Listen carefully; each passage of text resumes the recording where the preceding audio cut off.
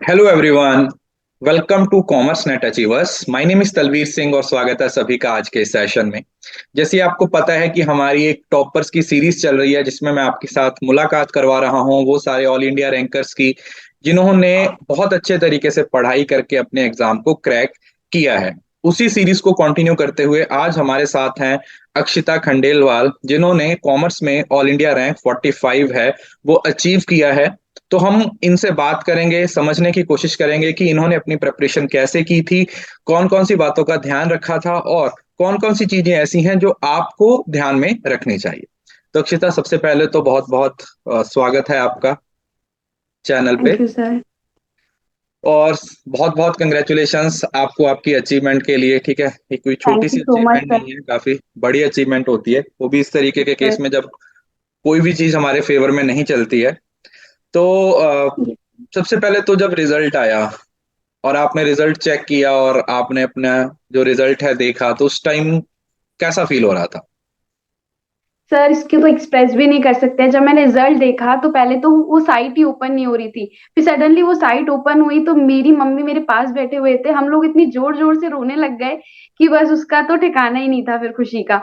और उससे पहले वाले दिन ही मैंने आंसर की चेक की थी, मुझे लगने लग गया था कि मेरा जेआरएफ होगा, मैं तब से ही कूद रही थी। अच्छा अच्छा, मतलब आपने आंसर की चेक कर लिया था, राइट? हाँ, एक दिन पहले ही की थी। ओके ओके, चलो अच्छी बात है। तो थोड़ा सा आप अपने बारे में बताइए, अपने थोड़ा सा स्टडी के बारे में। आप क्या किया है, कितने अटेम्प्ट दिए हैं इससे पहले आपने? Yes sir. My name is Akshata Khandelwal and I have qualified recently. I have qualified NET and JRF with AIR 45 and with 99.90 percentile. And I have completed my study in Rajasthan from Maharani College and masters in Rajasthan University. और ये आपका पहला attempt था क्या? No sir, ये मेरा third attempt था। Second attempt में मेरा 0.8 से रह गया था और ये थर्ड अटेम्प्ट था जिसमें मेरा नेट और जेआरएफ दोनों हो गया। ओके। तो इससे पहले भी आपने अटेम्प्ट दिए हैं तो इसका मतलब कहीं ना कहीं आप इसी जेआरएफ को टारगेट कर रहे थे। तो आपको क्या यस लगता है सर। कि मोटिवेशन कहाँ से मिला, शुरुआत कहाँ से होती है आपकी इस जर्नी की? क्योंकि थर्ड अटेम्प्ट है तो ऑब्वियसली एक साल में एक ही एग्जाम हो रहा है, तो लगभग 3 साल हो गए हैं आपको प्रिपरेशन करते हुए। तो कहाँ से आपको लगा कि मुझे भी एग्जाम को देना चाहिए, मुझे भी जेआरएफ करना चाहिए? सर मैंने बैचलर्स कंप्लीट किया तब मेरा ऐसा कोई एम नहीं था कि मुझे नेट के बारे में मैंने कभी सुना भी नहीं था।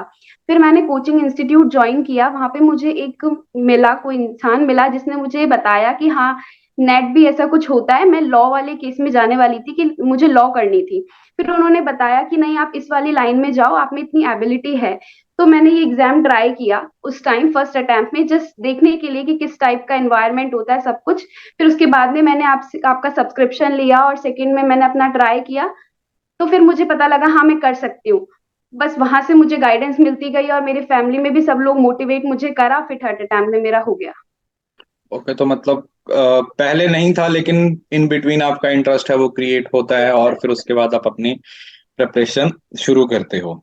सो यस अगर मैं आपसे पूछूं कि पेपर वन और पेपर टू आपके लिए चैलेंजिंग कौन सा था, पेपर वन या पेपर टू? सर, मेरे लिए चैलेंजिंग तो पेपर टू ही था।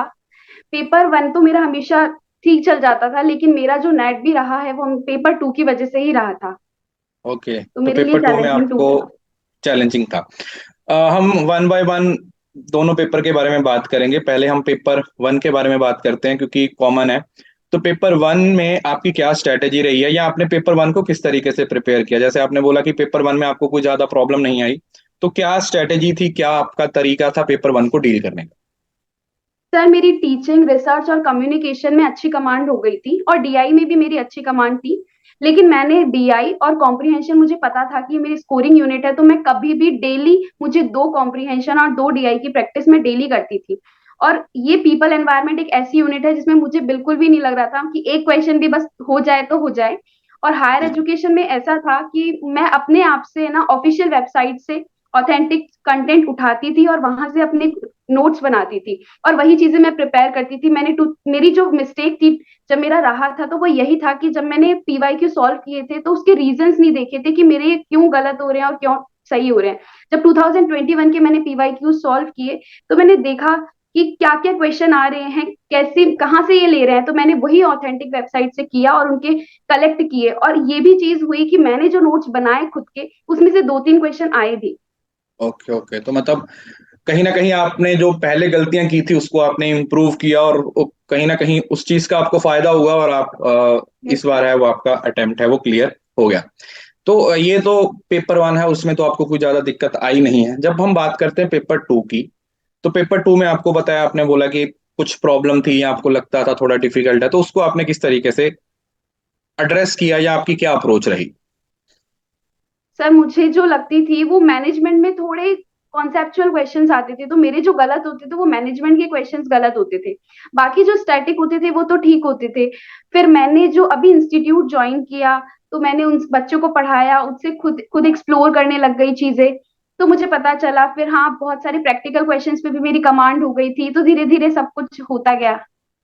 जब हम जैसे अन अकेडमी पे दो दो क्लासेस चलती हैं, स्टूडेंट क्लासेस तो देखो पढ़ते तो बहुत सारे बच्चे हैं, लेकिन ऐसा भी नहीं है कि आप प्लस पे सब्सक्रिप्शन ले लिया या आपने कोई कोर्स ज्वाइन कर लिया तो आपकी पास होने की गारंटी होती है। तो वहां पर स्टूडेंट की एक क्वेरी बहुत आती है कि सर हम ना टाइम को मैनेज नहीं कर पाते, नोट्स बनाने में हमारा बहुत सारा टाइम चला जाता है, कभी पेपर वन छूट जाता है, फिर कभी पेपर टू छूट जाता है। तो आप इस चीज को, क्योंकि आप भी प्लस पे पढ़ रहे थे, सारी चीजों को डील कर रहे थे, तो आपने क्या अप्रोच इस्तेमाल की?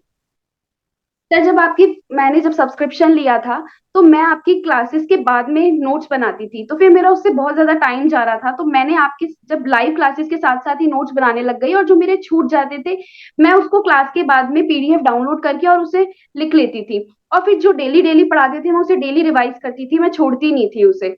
फिर उसके बाद में जो होता था ये वाला टॉपिक, उसके मॉक टेस्ट वगैरह भी होते थे, अनअकैडमी पे टेस्ट सीरीज होती थी, उससे रिलेटेड वो टॉपिक लेके मैं उसके एमसीक्यूज भी लगाती थी। मतलब मैंने बहुत सारे पूरे मॉक टेस्ट ऐसे हो गए थे कि वो रट गए थे। ओके ओके, तो मतलब यही हुआ कि रनिंग नोट्स अगर हम बनाएंगे तो थोड़ा ज्यादा फायदा हो जाएगा हमें एज कम्पेयर टू, क्योंकि बच्चे भी यही करते हैं कि क्लास में सिर्फ सुनते रहते हैं और बाद में जाके क्या करते हैं, नोट्स हैं वो बनाते हैं। ये एक बहुत अच्छा पॉइंट, अगर आप प्लस पे सब्सक्राइब किया हुआ है या कहीं से भी आप क्लासेस ले रहे हो, तो ये आप मेक श्योर कीजिए कि जैसे जैसे टीचर पढ़ाते जाता है वैसे वैसे आप चीजों को नोट डाउन करते जाएं, वैसे वैसे आप चीजों को लिखते जाएं, ताकि एटलीस्ट नोट्स बनाने में आपको ज्यादा प्रॉब्लम ना आए। अब नोट्स के यस सर, साथ वो क्या साथ, उसका। हाँ जी, हम्म, बोलिए। वो कभी टीचर्स ऐसे होते हैं कि उनके मुंह से भी कभी इंपॉर्टेंट पॉइंट निकल जाते हैं, तो वो भी हैंड टू हैंड लिख लेते हैं, तो वो थोड़ा सही चीज लगती है मुझे, इसलिए मैं रनिंग नोट्स बनाना ज्यादा प्रेफर करती हूँ। हाँ, क्योंकि बहुत सारी चीजें ऐसी होती हैं जो नोट्स में नहीं होती हैं, हम एक्स्ट्रा एग्जांपल्स दे देते हैं, या कुछ करंट की चीजें होती हैं, या बहुत सारी चीजें नोट्स में मेंशन नहीं होती जो हम वर्बली बोलते हैं, और शायद वो पूरे सेशन में एक ही बात बोली जाती है और वहां से ही क्वेश्चन उठ के आ जाता है। तो ये भी इंपॉर्टेंट हो जाता है कि सिर्फ वो नहीं, जो स्लाइड्स पे लिखा हुआ है, जो आपको समझाया जा रहा है, जो आपको एग्जाम्पल्स दी जा रही है, उस पर भी हमें ध्यान देने की कहीं ना कहीं जरूरत है। अगर आप उस चीज पे फोकस नहीं करोगे तो कहीं ना कहीं आगे चल के आपको प्रॉब्लम आ जाती है, क्योंकि नोट्स है उसको रिवाइज करने में हेल्प हो जाती है। इससे पहले आपने एक बात बोली थी कि जब आप पीवाईक्यू सॉल्व करते थे, तो पिछली बार आपकी गलती यही हुई है कि आपने उनके लॉजिक्स को नहीं समझा, आपने पता नहीं चला कि कहाँ से क्वेश्चन आए, और इस बार आपने उस चीज पे थोड़ा फोकस किया। तो क्या आप किस तरीके से आप अपनी स्ट्रेटेजी को चेंज किया रिगार्डिंग टू पीवाईक्यू, कि पीवाईक्यू पहले इस तरीके से किए, गलती हुई, अब इस तरीके से करना है? सर, जब मैंने 2020 में जब ये 21 में जब मैंने पेपर दिया तो मेरा रहा, फिर मैंने चेक किया, सारे एनालिसिस किए। जब मैंने आपकी वीडियो देखती थी तो मोटिवेशन मिलता था, तो आप बोलते थे आप अपने आप को सेल्फ एनालाइज करो कि क्या चीज है। तो मैं जब भी रात को सोती थी तो खुद से एनालाइज करती थी कि क्या मिस्टेक है, क्यों रहा मेरा, क्योंकि ये बहुत टफ चीज है, आप दोबारा स्टार्टिंग से पढ़ो। तो मेरे थोड़े दिन तक तो खुद को एनालाइज करने में लग गया था। फिर मैंने जब पीवाईक्यू की पीडीएफ्स उठाई, फिर उसमें मैंने देखे तो मेरे क्वेश्चंस तो सही होते थे, लेकिन फिर मैंने देखे कि हाँ, क्वेश्चंस में और भी ऑप्शन है, उनको भी देखो, क्योंकि उस ऑप्शन से भी मैंने देखा 2021 में आए थे क्वेश्चंस उन बाकी चीजों में भी। फिर मैंने उन तीनों ऑप्शंस के जो भी बाकी बचते थे उनके भी मैंने नोट्स बनाए। तो इस तरीके से फिर मैं होता गया और फिर सारी चीजें क्लियर होती गई। ये भी एक इम्पॉर्टेंट पॉइंट है, जो बच्चे इस वीडियो को देख रहे हैं उनके लिए इस चीज को समझ लेना जरूरी है कि पीवाईक्यू एक बहुत बड़ा डोमेन है। बहुत सारे लोग ये बोलते हैं कि सर पीवाईक्यू में से कुछ आता नहीं है। देखो, पीवाईक्यू से दो तरीके की चीजें पूछी जाती हैं। 100 में से 1-2 टाइम्स ऐसा होता है कि पूरे का पूरा पीवाईक्यू उठ के आ जाता है। मैं ये नहीं बोलता कि कभी भी नहीं आता, आते हैं, बहुत सारे पीवाईक्यू रिपीट होते हैं।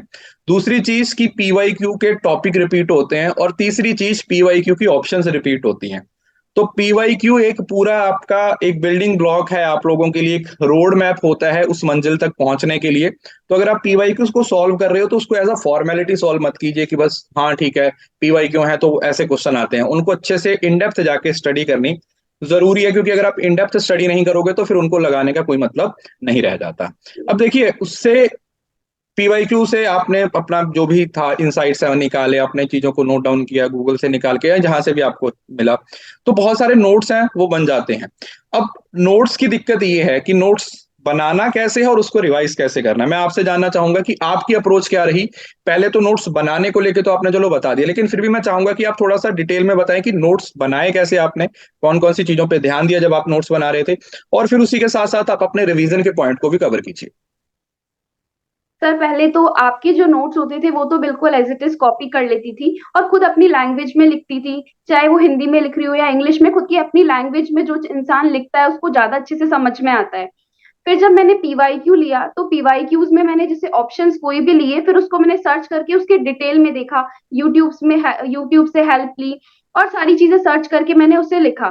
फिर उससे मुझे हाँ थोड़ा गाइडेंस मिल गई और थोड़ी चीजें कॉन्सेप्ट्स भी क्लियर होते गए, तो इस तरीके से मैंने हो गया फिर। तो मतलब नोट्स पे भी आपने काफी सारा फोकस किया जिससे को रिवाइज करने में कोई दिक्कत नहीं। तो रिवीजन यस की सर। क्या क्या मतलब डेली बेसिस पे रिवीजन, वीकली, मंथली, या क्या स्ट्रेटेजी रही रिवीजन के लिए? सर पहले तो ये कि जब अपन नोट्स बनाते हैं तो एक डिटेल नोट्स अपन बनाते हैं तो उसको रिवाइज करने में भी बहुत जोर आता है, तो अपन एकदम बिल्कुल एकदम फैक्ट नोट्स बनाए जिसको रिवाइज करना भी अपन को इजी हो जाता है।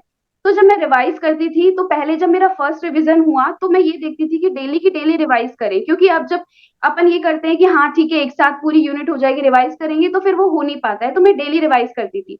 जब आप संडे का होता था या सैटरडे को जब अपनी क्लास, संडे को जैसे क्लासेस नहीं हुआ करती थी, तो मैं उनको वापस से वो पूरा एक साथ यूनिट लेती थी, वो पूरा रिवीजन करती थी और डेली फिक्स कर रखा था कि हाँ मुझे एक पेपर वन का मॉक लगाना है और एक पेपर टू का मॉक लगाना है। बस फिर इस तरीके से हो गया। ओके, तो कहीं ना कहीं मतलब रिवीजन को भी नोट्स के साथ साथ ही कंटिन्यू किया जिससे आपको काफी फायदा है वो हुआ है। देखिए जर्नी तो आसान नहीं रही है। थर्ड अटेम्प्ट था, मैंने जैसे बोला 2020 में पहला अटेम्प्ट है, फिर 21 में दूसरा, और 22 में जाके तीसरा अटेम्प्ट हुआ। तो सबसे ज्यादा चैलेंजिंग क्या रहा? हर बार जीरो से स्टार्ट करना, दो बार तो जीरो से स्टार्ट किया है, तो जीरो से स्टार्ट करना काफी डिफिकल्ट होता है। तो आपको क्या लगता है कि वो चीज कितनी डिफिकल्ट थी और आपने उसको किस तरीके से हैंडल किया? सर पहले तो चैलेंजिंग मुझे सबसे ज्यादा यहाँ के लोगों की जो बातें हैं वो मुझे बहुत ज्यादा इफेक्ट डाल रही थी, क्योंकि सब यही बोलते हैं कि ये पढ़ रही है कुछ हो भी नहीं रहा है। तो बस यही था कि मुझे नहीं कुछ करना है, मतलब मन में था कि ठीक है हो जाएगा। पर मुझे बहुत ज्यादा फ्रस्ट्रेशन होने लग गई थी जब मेरा 2021 में नहीं हुआ था, मतलब ऐसा हो गया था कि नहीं अब लास्ट टाइम पे अब नहीं देना, क्योंकि बाहर से बहुत सारी बातें आ रही थी कि कुछ नहीं कर रही है क्या होगा इससे, फिर भी कुछ नहीं मिलेगा। तो मुझे बहुत ज्यादा चैलेंजिंग लगा, फिर मैंने फेस किया, मेरी मम्मी ने मुझे मोटिवेट किया, मेरे भाई ने मुझे मोटिवेट किया कि नहीं इतना जब पहुंची है, 92% लेकर आई थी मैं उस टाइम, कि यहाँ तक पहुंची है तो वहां तक भी पहुंचेगी, थोड़ी और मेहनत कर। फिर मेरा हो गया बस। मतलब कहीं ना कहीं फैमिली की काफी सपोर्ट है वो आपको रही है इस पूरी जर्नी के दौरान। तो चलिए बहुत अच्छा लगा आपकी इस पूरी जर्नी को बिल्कुल सिंपल रखा है। सबसे इंपॉर्टेंट है गिव अप नहीं किया। अगर पहले अटेम्प्ट में, क्योंकि बहुत सारे बच्चे ऐसे होते हैं एक आध अटेम्प्ट में गिव अप कर देते हैं और फिर शायद वो आगे क्रैक नहीं कर पाते, तो मैं चाहता हूँ कि लास्ट में आप एक छोटा सा मैसेज उन स्टूडेंट्स के लिए दीजिए जो अपना एग्जाम है वो देने वाले हैं या जो किसी वजह से अपना एग्जाम है क्रैक नहीं कर पाए। मैं यही कहना चाहूंगी कि जिन बच्चों का भी नहीं हो रहा है वो अपने आप को मोटिवेट रखिए, ये ना सोचे कि कभी भी नहीं होगा, नहीं आप अपने आप को मोटिवेट करोगे तो होगा, और अपने आप पे कॉन्फिडेंस रखिए। अगर आप अपने आप पे कॉन्फिडेंस रखेंगे तो जरूर होगा।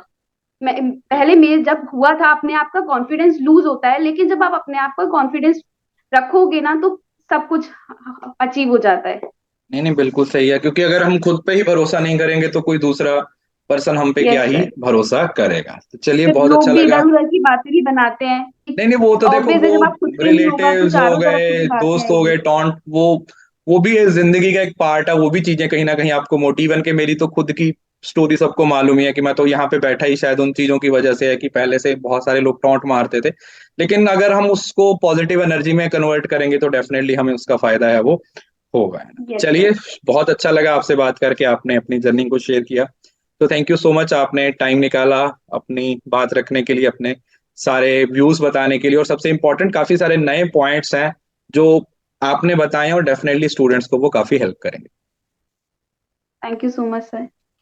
तो ये थे अक्षिता, जिन्होंने अपनी पूरी जर्नी को बहुत ही क्रिस्पी वे में आपके सामने रखा है कि किस तरीके से इन्होंने गिव अप नहीं किया। पहले अटेम्प्ट में नहीं हुआ तो दूसरा दिया, दूसरे में नहीं हुआ तो तीसरा अटेम्प्ट दिया, और डेफिनेटली तीसरे में अपना जेआरएफ है वो ऑल इंडिया रैंक के साथ क्रैक किया है। तो आपने भी गिव अप बिल्कुल नहीं करना है, बस लगे रहिए, आज नहीं तो कल आपको आपकी मंजिल है वो जरूर मिल जाएगी। सो ये था आज का सेशन। मिलते हैं नेक्स्ट किसी सेशन में, तब तक आप अपना ध्यान रखिए। वीडियो अच्छा लगा तो लाइक जरूर कीजिए, फीडबैक जरूर दीजिए, और हाँ, इस वीडियो को ज्यादा से ज्यादा शेयर कीजिए, बिकॉज शेयरिंग इज केयरिंग।